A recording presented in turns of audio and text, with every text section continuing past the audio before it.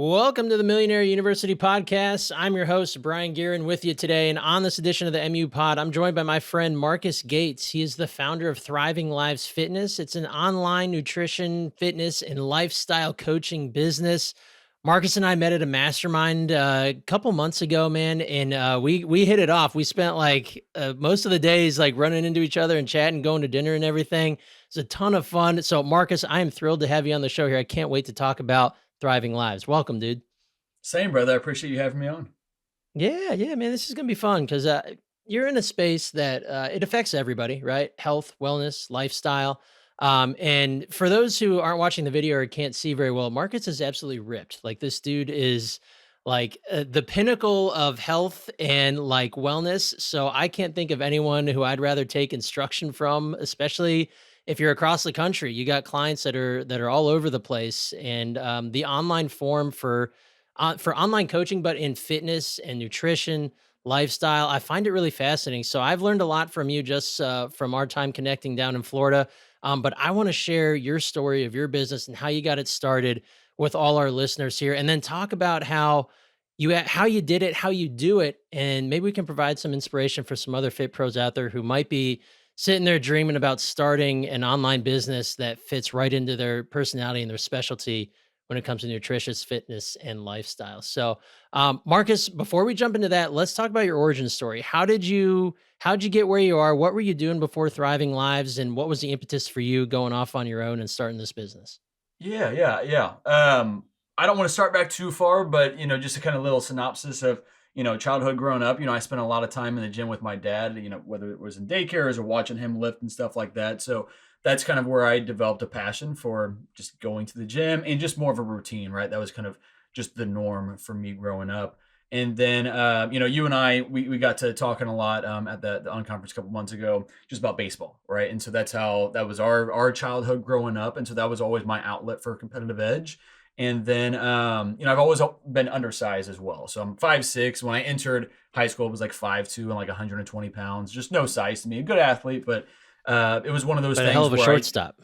yeah, exactly.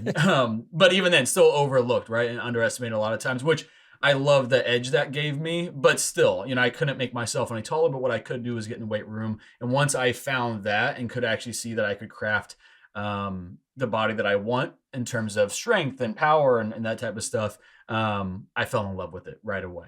And so that once I saw the growth that I could have with weight training, and especially once I started pairing that with better nutrition, I mean, it just made sense for me. And so when I went and played college baseball, I knew that was going to end at some point, and unfortunately ended after a couple knee surgeries. And I was like, I'm gonna hang it up at this point and transition out of this.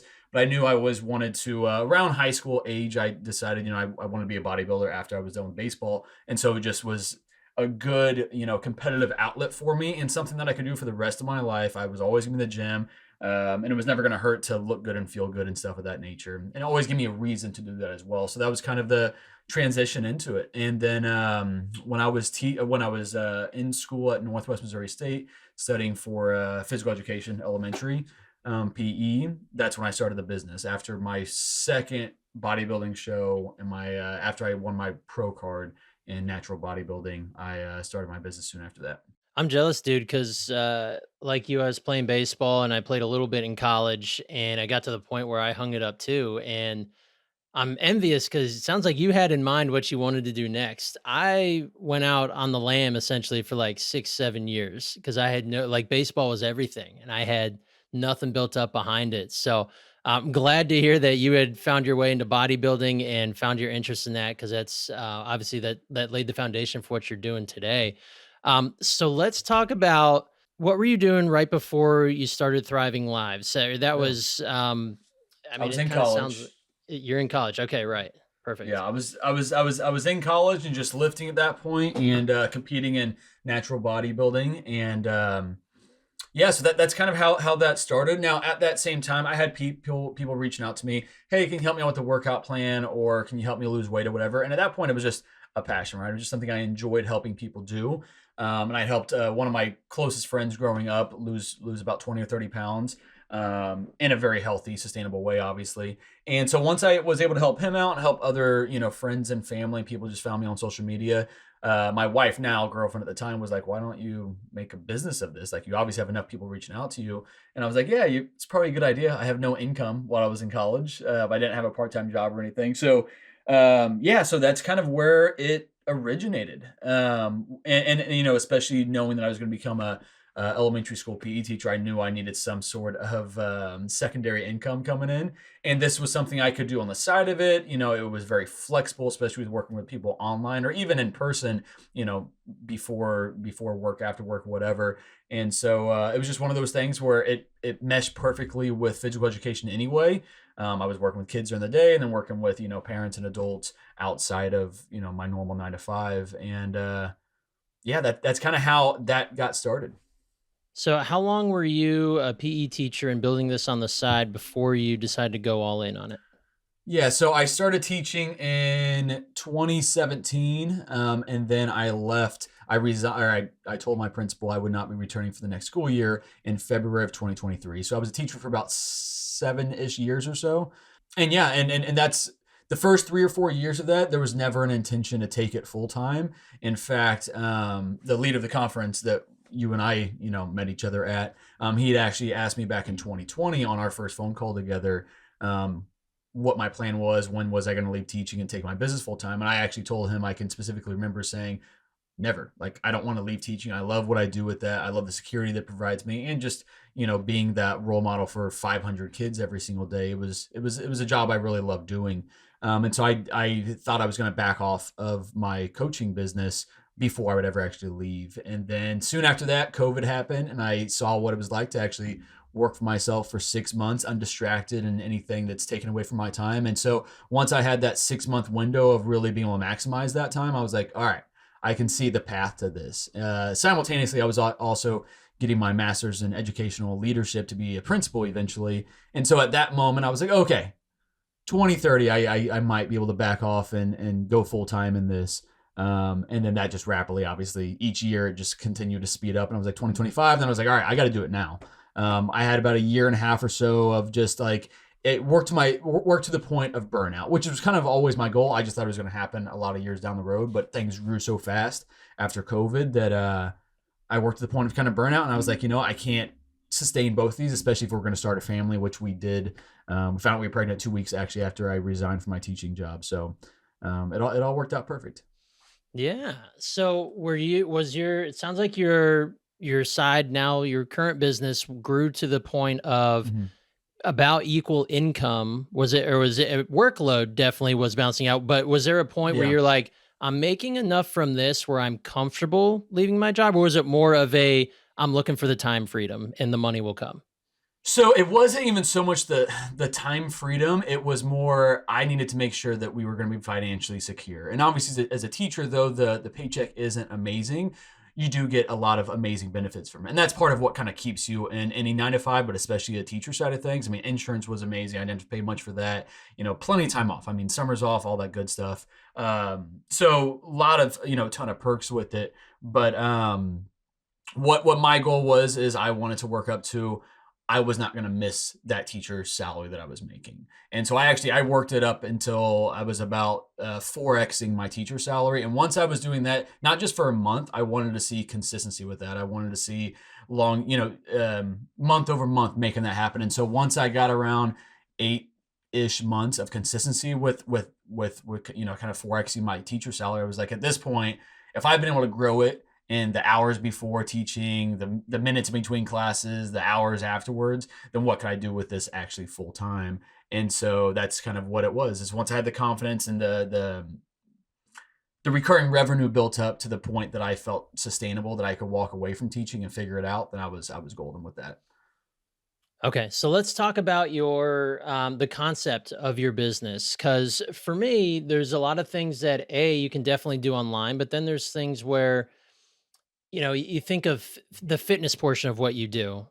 People think of, you go to a gym or you belong to a gym, you have a personal trainer or at least, a group class or something. There's someone right there showing you what to do, coaching you, making sure you're doing it right, etc. What does the concept of your business look like when it comes to the nutrition, fitness, and lifestyle? How do all those pieces work together and how do you do it all online? Yeah, great question. So obviously, like anything else, things have evolved. So I'm coming up, not quite a decade, but we can just call it a decade just for easy numbers. But um, it's definitely evolved over time. So when I first started in this business, it was, building on a workout plan like on Excel sheet, right? Or a nicer version of that, but essentially an Excel sheet of building out workout plans like that. And then same thing with nutrition. Now, something that still is a handcuff to some extent is that I'm not seeing you work out in person. Right. So I can build out the best workout plan in the world, but if you're not doing things properly, then obviously there's some issues that come with that. So that has always been one limiting thing, but I wouldn't even call it limiting anymore because now with the training app that I use, there's videos for everything. I always ask for people to send me, recordings of them actually doing the workouts, especially things they're not necessarily confident in. And then first and foremost, I always will individualize things based on what does their gym have access to and what do they feel safe in performing. So whether that's starting off just on machine work or basic dumbbell work, and then progressively evolving over time with that. But again, everybody has videos for every single exercise they're doing. So what I always recommend is, hey, when you first get to the gym, go walk on the treadmill for 10 minutes and watch the videos of the exercise that you'll be doing that day. And then, and that's honestly how I learned a lot when I was, in high school and college, was watching YouTube videos and then going and then mimicking those and applying them in the gym and then finding my own kind of way in things. Now, obviously, my job is to take that burden off of people and provide them with that stuff right there, hands on in the gym. But so even then, while fitness is still a big aspect of what I do, I've almost gotten away from calling myself a personal trainer because I feel like that kind of puts me in a box of this is just what I do, whereas it's much more comprehensive. And again, it didn't start that way. It was, hey, here's your macros, here's your calories, here's a meal plan to help you lose weight. But what I quickly realized over the first couple of years of the business was there were things that I didn't really know how to work with, right? If somebody stopped losing weight, then I didn't quite understand, like, what were the hormonal effects of this? What were the other underlying issues that might be in the way? What were the digestive issues that had to be worked on first? And on top of that, if somebody came to me and they had been under eating or yo-yo dieting and doing all the different fad diets for the last couple of decades, the damage they had done internally, whether that was metabolically or hormonally or anything else. And so I found that there's some gaps in my knowledge that I needed to figure out. And so by getting other courses, mentorships, other coaching, in certifications and whatnot, that's where I filled in those missing gaps. And now that's primarily what I'm working with a lot of is, yes, there's always a fitness component of things, but that looks different from person to person. Some people aren't even in the gym. Some people are doing home workouts. Some people are specifically just going on hikes and walking and stuff like that. It really comes down to what is their intention, what are their needs, and then building it around that exact thing. And then it's an evolution. It's a process, week over week process with it. So is this a membership model in your business, or do some people, is there a group aspect, or is it all one-on-one? What does that look like? Yeah. So it's primarily all one-to-one coaching, online, within my training app, phone calls, texting, stuff of that nature. There are community aspects of it, and I think you could probably see this as well in different memberships that you've probably been in different coaching communities. Is some people want that one-to-one, some people like the community aspect, some people want a hybrid, and some people want to be totally alone, just one-to-one in this journey. And so, we determine that kind of on the initial phone call because I have kind of options for both. There's a community aspect of it, but primarily all this comes down to, we're talking about very vulnerable things, right? And everybody's situation, while is actually very consistent across the board, and a lot of people have a lot of crossover, it still comes down to this is a very personal and for some people embarrassing thing, a very vulnerable thing that they don't want to just talk about openly. So that one-to-one connection is really what it boils down to. And ultimately that allows me to understand your situation better. It allows me to understand your job makeup, your family dynamics, your social dynamics, and because all those things are aspects of this. We don't exist in this perfect vacuum where everything is like, okay, here's a plan. Now I'm going to make it happen every Monday and every Tuesday. Like, things come up, and especially when we're talking about parents, is every day could be totally different. Your son could not sleep at all last night, and that is going to massively impact a lot of things today. Your energy, your ability to exercise, and you probably shouldn't in that situation. It's going to impact your cravings and hunger cues and everything else. And so that's where this stuff becomes way more complex and comprehensive, and that's where hey, if you didn't sleep at all last night, I don't want you to go smash a workout as hard as you possibly can. Most people think harder is better, more reps is better. Like the more intense I can be is better. And when we're talking about body composition or just health specifically, more is not always better. A lot of times, knowing when to pull back is what we need to do versus push forward.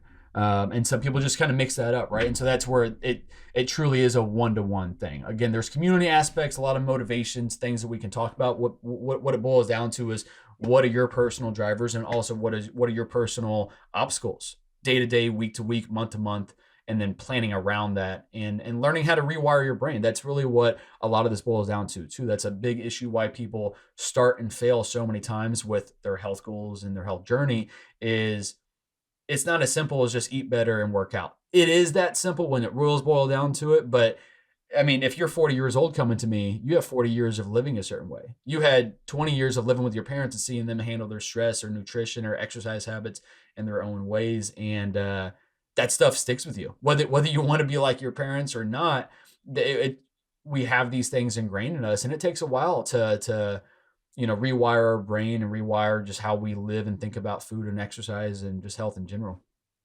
Yeah, absolutely. I mean, fitness and health has so much to do with things that we don't even think about, right? Like you Mhm. said, the things that are ingrained in you from Yeah. childhood. Yeah. And it's pretty crazy to think about. And I think there's obviously a huge benefit to having someone a third party, a coach or someone like yourself who can point these things out or pull them out of you and make you realize like, hey, this is actually something that I think you're dealing with and it's going to Yeah. affect what we're doing. So massive benefit to that. Let's talk about the kind of the business model here. So you said it's one-to-one coaching. Is there a client ceiling, like a certain amount of clients that you can handle in any given month or in terms of your client roster? Yeah, so I never reached my ceiling of being able to work with people. And I neglected to answer your one of your questions just a minute ago. It is a membership model. There are people that do paid in fulls and they can pay up front for 6 months or 12 months, but the average person treated it almost like a gym membership to some extent, right? You're paying for this monthly, and your goal is to use this monthly and to use or at least be aware of it during the different seasons of your life. And obviously, the harder seasons is when my people need me the most. Think of it almost like therapy. You need a therapist the week that you're struggling the absolute most. I compare the same thing to what I'm doing with my people is listen, when you had a tough week for whatever the reason is, that's the most important time for us to talk because you might have stress ate that week, or you might have just really dug a hole for yourself that week and compounded whatever negatives were happening in your life, and then now you feel even worse because of it. Whereas those are some things that we can kind of rewire and rework. But no, so it is a membership model. So again, I have not reached that ceiling, so I don't really know what that ceiling would be right now. And over the last 5 years, I've maintained an active roster of about 100 or so people, sometimes higher. It's been as high as like 140 at various times, but just with everything else, there's attrition, right? And whether that's a financial attrition reason or just seasons of life, or in the perfect world, and I want to get my people to get to this point as often as possible, is kind of graduating. And what I see graduating it is as we reach the goals you had set forth, whether that was a weight loss goal or maybe just improve your relationship with food and get you to a truly sustainable point. So that way, when you leave me, you're not going to come back to me in 6 months and say, "Hey, I gained all the weight back." Like that's the worst thing that could happen in my mind with it. And so that's always my goal with that. But in terms of a ceiling, like I said, I've not hit that yet. What I have done over the years, as my workload has kind of built up more and more, is that's usually when I decide to raise rates. Just because at that point it's going to kind of naturally limit how many people I'm serving. And that is something I saw as well. When I first started this business, part of it was self-doubt, or what I felt as it was just lack of experience, and I didn't deserve the right to charge a higher cost, right? And another piece of me that's maybe held back on the business front, I'm not sure, but I've never wanted finances to be why I can't help somebody and can't help them, especially if they have health issues. And that's one of the things too, is there's not a lot of information. I mean, there's obviously a ton of information on Google, right? But you can Google something and find 100 answers that say this, and then 100 answers that completely contradict what you just read. But so it's hard for people to weed through the weeds with that type of stuff. And again, I don't want somebody to come to me and them not be able to afford me. And so, over the years, my rates have always stayed lower than what the industry average is, and I don't see that as a negative for myself. And I think in some instances, maybe somebody who makes a little bit more money might look at it and be like, well, I might not get the service that I want out of this because the rates are lower. But again, that's so that I can work with more people and help impact that many more lives. I saw that with teaching is I saw it as an amazing thing that I could affect 500 students in a given day on a daily basis. And I love that spread so far.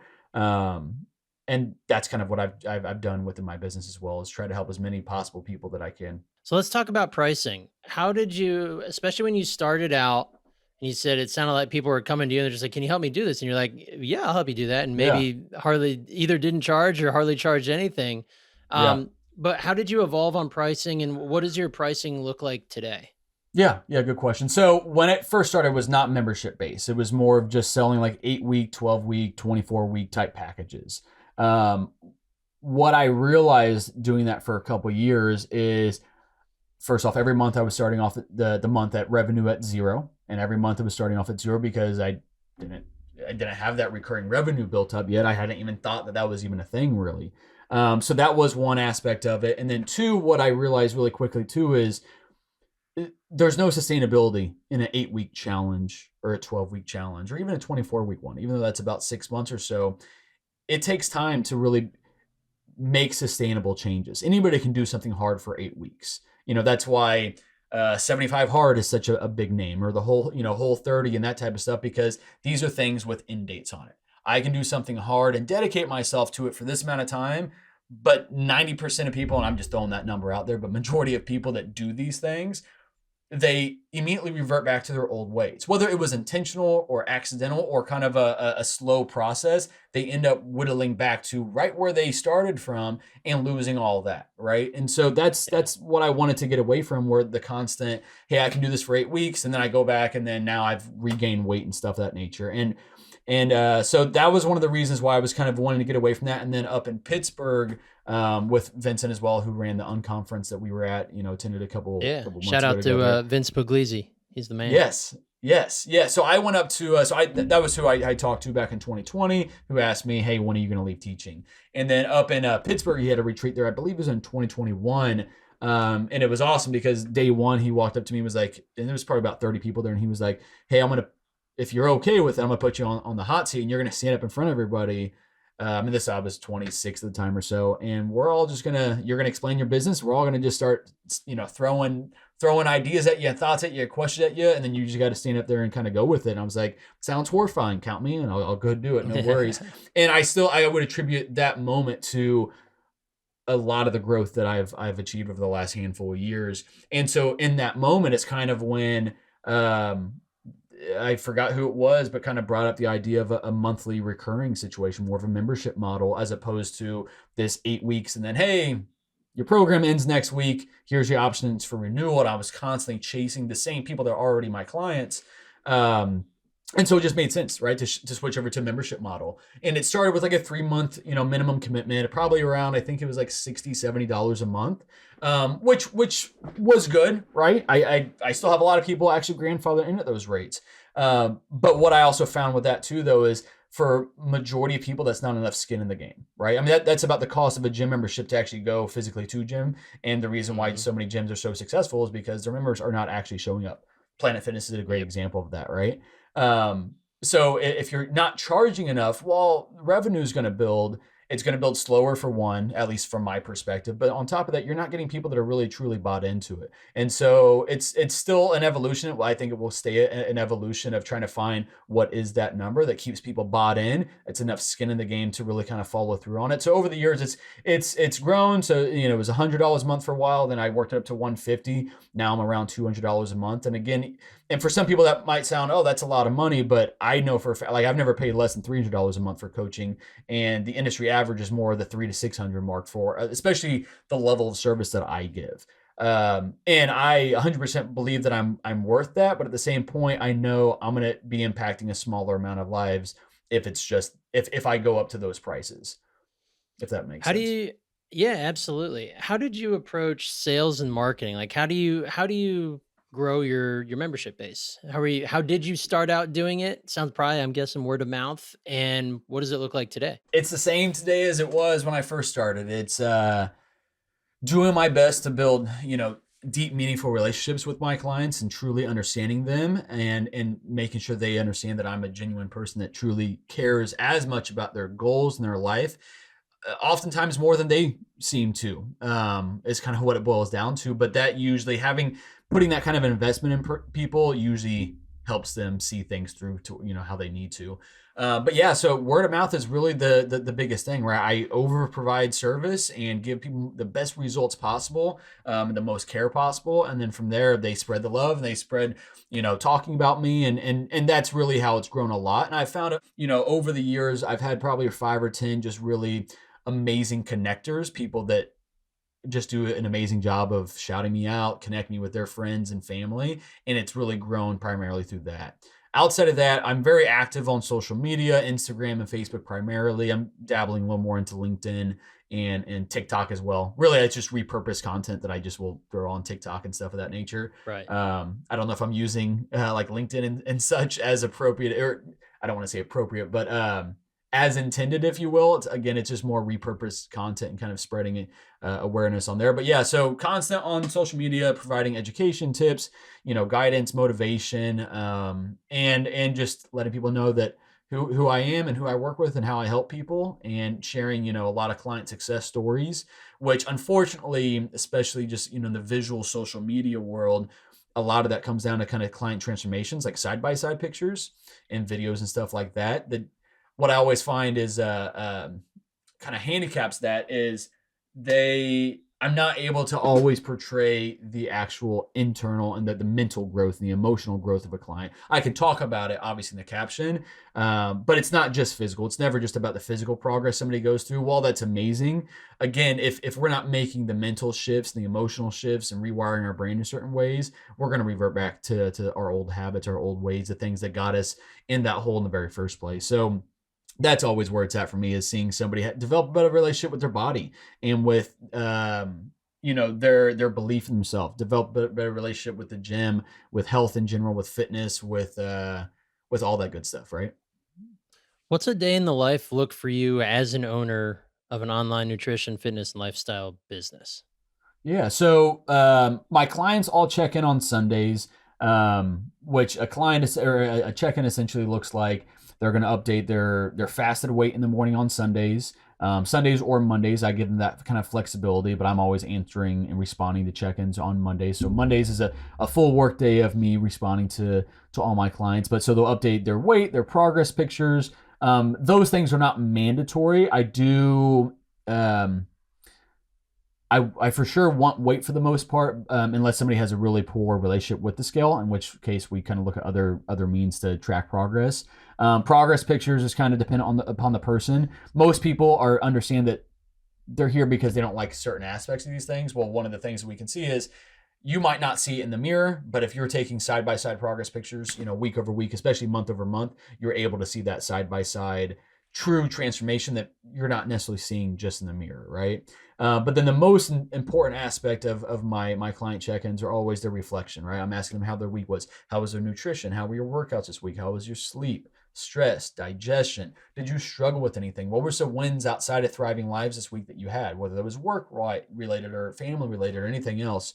And so it's a comprehensive review of how their last week went. What were their struggles? And if you struggled, I'm not going to be angry about that, but I want to know what's going on. So was that just a lack of intentionality? Was that a lack of meal prep? Was that what happened, right? And then sometimes it's I'm telling somebody they need to give themselves grace instead of beating themselves up for the fact that their kid didn't sleep all night and they didn't work out the next day. That's not a time to be angry at yourself. That was, you were a mom or a dad first, and that's how it should be in those days. But what are the things you can control the next day? Maybe you couldn't get your workout in, or maybe you shouldn't, but you can still control nutrition. How do we control that nutrition? Well, did you have your food prepped coming into the week, stuff like that. So how what a day in the life kind of looks like for me is Mondays are my full check-in days where I'm responding to clients. Normally in those situations, if I see that somebody is struggling, I'm scheduling phone call with them later on that week, and then that's kind of hit or miss what Tuesday through Friday is going to kind of consist of with extra phone calls with people. I do in-person training as well, so I have about 10 to 12 hours a week that I'm in the gym training my clients as well, those who live close by, because I am kind of all over the country in terms of my clientele. But I do have obviously a bigger majority of people right here in Kansas City that I serve as well.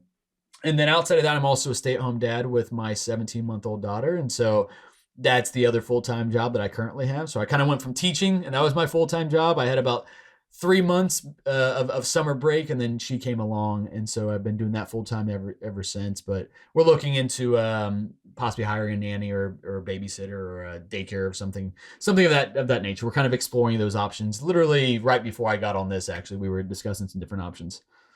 Yeah, good for you, man. Shout out to moms and dads who can do their at-home business, be an entrepreneur, run their business from home, and babysit their child or children. Because I tried that for a tiny bit with our first one, and I failed miserably. Nothing got done with business, and it was mostly because I wanted to go play with my baby. So, Yeah, yeah, which that is what a lot of the days are, and that's one of those things too. Is I know that this is such a brief moment in time of our life that I get to be at home with her. I know that one day I'm going to be wishing for these days back with it. So in all Mhm. the tough moments that there are, I wouldn't have traded that in for the world. And in retrospect, now kind of looking back at 2024 it was a lot of survival mode, right?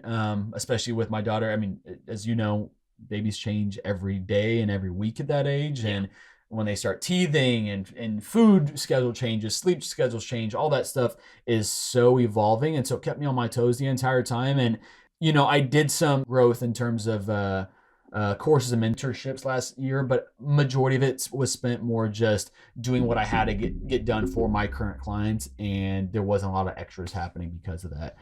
Finally, she's old enough at this point that the other thing that I'm doing nowadays is scheduling Zoom calls with other business owners kind of in the health and fitness industry in different avenues of what I do, obviously, just for whether that's referral opportunities or just ways that we can collaborate and stuff of that nature. But yeah, man, it's definitely no joke trying to do both full time and try to do it both full time at a high level and not let Mhm. either suffer. And some days it's super easy, and some days it's insanely hard. I'm like, why am I doing this? I'm failing at everything, and so it's a week to week kind of thing, right? But fortunately, I have great communication with my wife, and she's able to kind of see that, and we're able to kind of talk about it and work through it. And Mhm. yeah, yeah, that all But I helps. think it's one of those things when we're older, we'll look back and be like, you know what, that was a couple crazy years, but how many Yeah, other people my age were able to spend that much time with my kid at yep, that age, right? Like yep, it's one of those where the juice is. I'm convinced it's absolutely going to be worth the squeeze because there's so many people who don't have that yes, opportunity.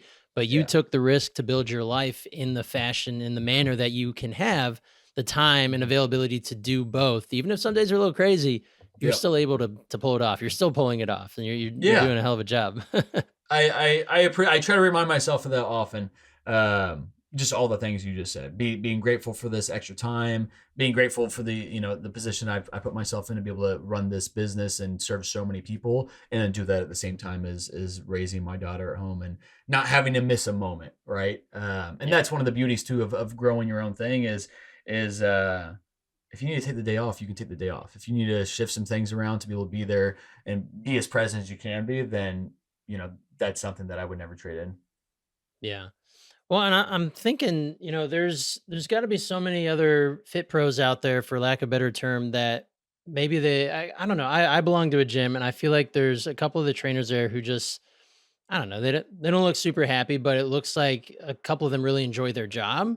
And I feel like, dang, I wonder if they ever dream about having their own gym or going out online and being an online fitness coach rather than just working for probably peanuts at the little gym here. Yeah, yeah, What would it these days? Is it I mean, what do you feel are the barriers, if any, to starting a business like yours? Even if you're starting at square one where you've got like next to no cash, maybe you're young, fresh out of college, or you're scraping by and you just have this dream to do your own thing.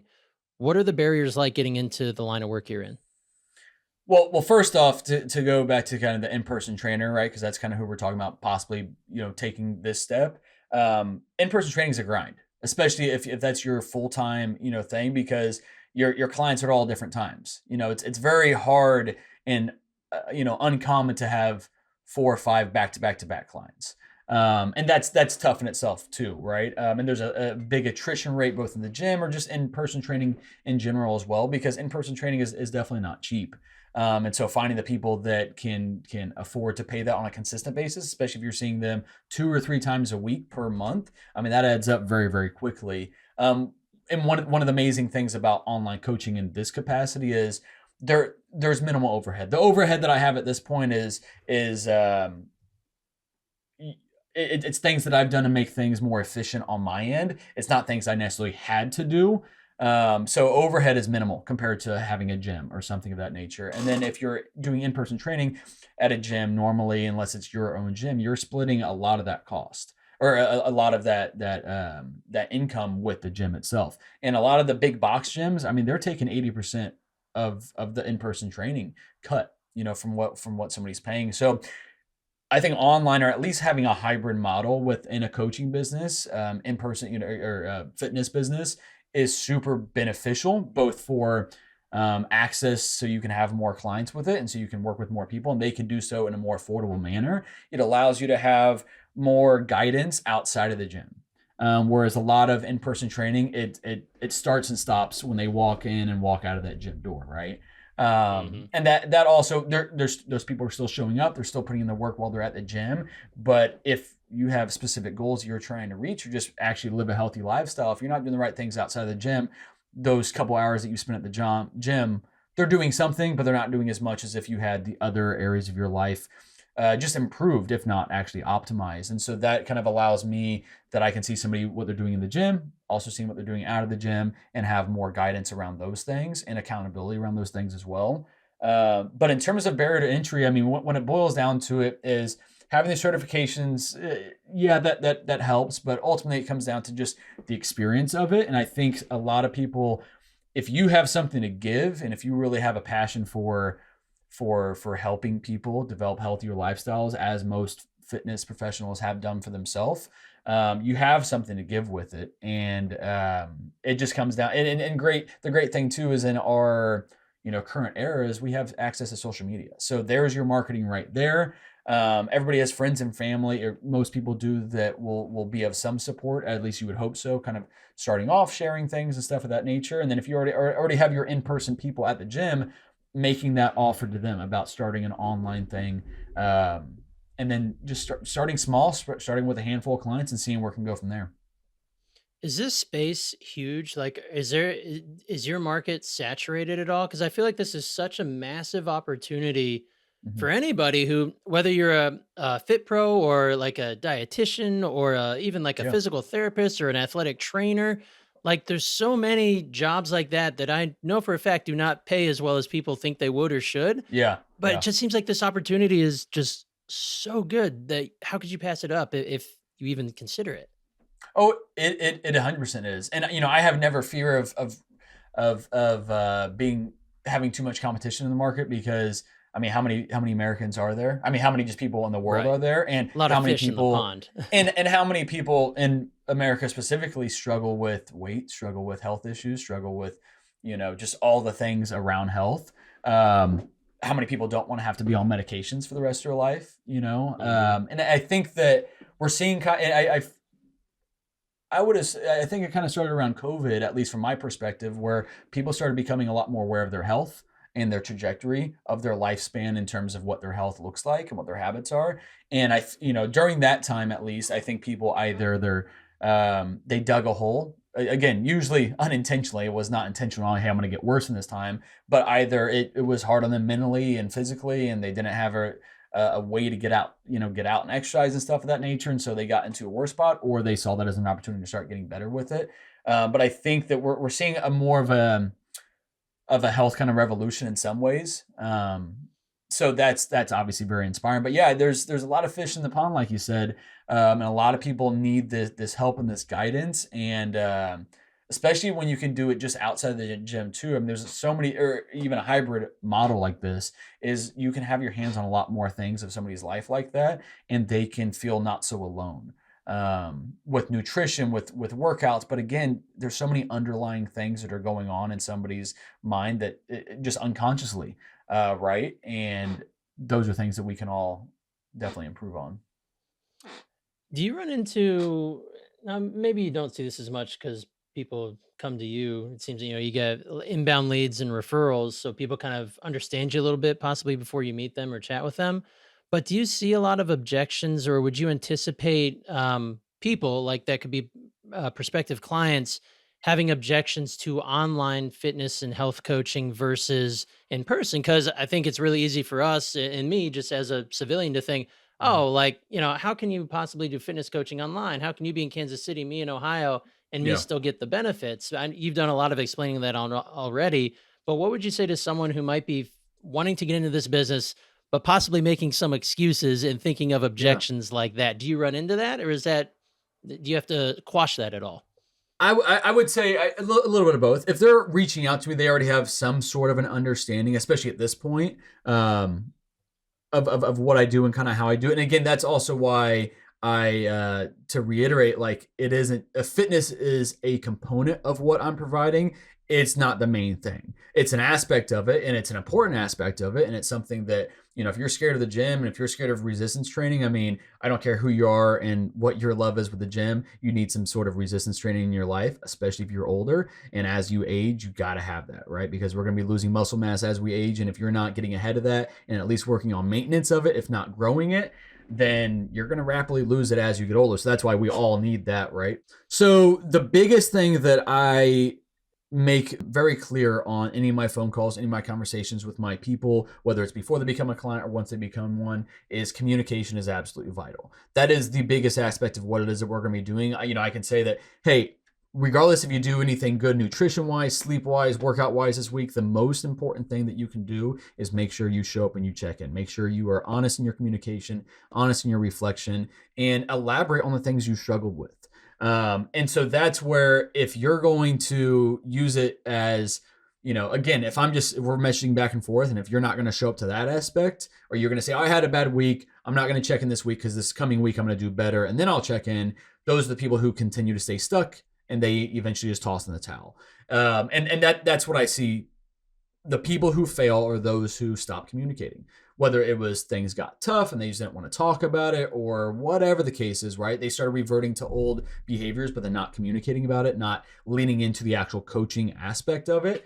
Those are the ones who kind of fall off with it. So that is a piece of it. And for some people, you simply just need somebody in person. There's nothing wrong with this, but you need somebody in person to be able to look you in the face and be like, you're not showing up for yourself, or to kick your ass at the gym or whatever that looks like. And those people, if that is you, then yeah, you might need somebody in person, and that's not going to be the person for me. Somebody who has to have that, and maybe we don't realize that until you're a month or two into things. But even then, though, I truly believe, especially at this day and age, everybody knows how to text, everybody knows how to hop on a phone call, everybody knows how to get on a Zoom call. So when we're struggling, I'm going to be here and say, hey, let's get on this call. Let's talk about this deeper. Let's actually, figure things out together. And you just have to be willing to be able to do that. So if you're, thinking about starting a business like this, if you're already working with people in person, then you're most likely able to build and foster strong relationships with these in-person people. Now it's just taking that and then being strategic and intentional with doing that outside of the gym as well. And if you can do that on that aspect, or if you're a potential client, if you can just lean into the communication side of things, you're going to get everything out of this that you want.